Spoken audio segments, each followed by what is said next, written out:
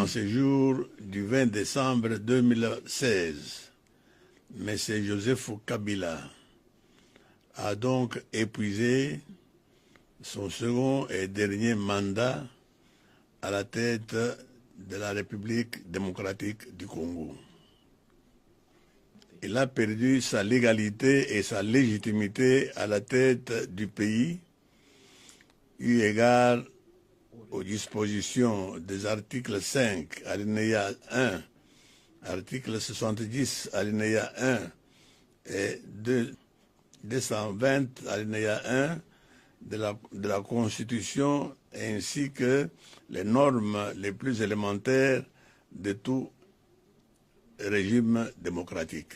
En dépit de tous nos efforts pour trouver par un dialogue inclusif un compromis politique pouvant nous permettre de régenter de manière consensuelle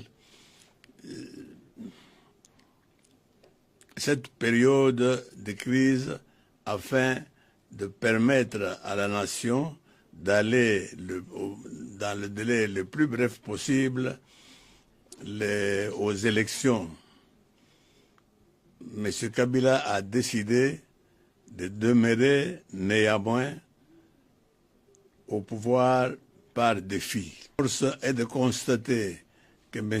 Joseph Kabila sera ainsi coupable de parjure et a commis une violation intentionnelle de la Constitution de la République constitutive de la haute trahison. En conséquence, à partir de ce 20 décembre 2016, M. Joseph Kabila ne pourra plus engager la République démocratique du Congo tant à l'extérieur et à l'intérieur du pays.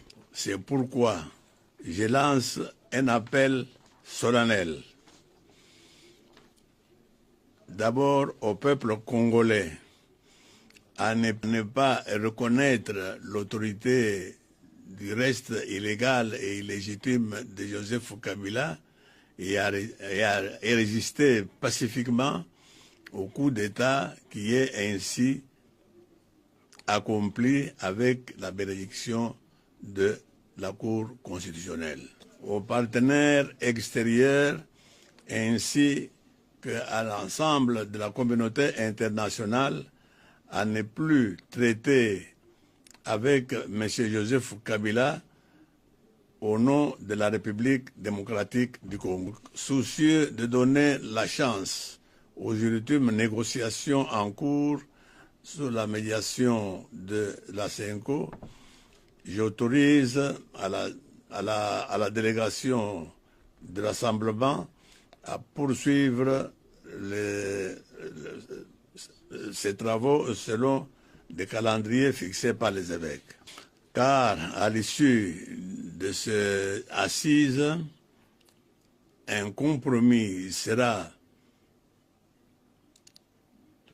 trouvé pour la gestion du pays pendant la période de transition. À toute fin utile, j'invite notre peuple à rester toujours vigilant et mobilisé et prêt à répondre massivement aux actions pacifiques que le rassemblement pourra conformément à l'article 64 de notre Constitution et aux lois de la République démocratique du Congo pour mettre fin à la forfaiture et à la trahison perpétrée par Joseph Kabila. Que vive la République démocratique du Congo. Je vous remercie.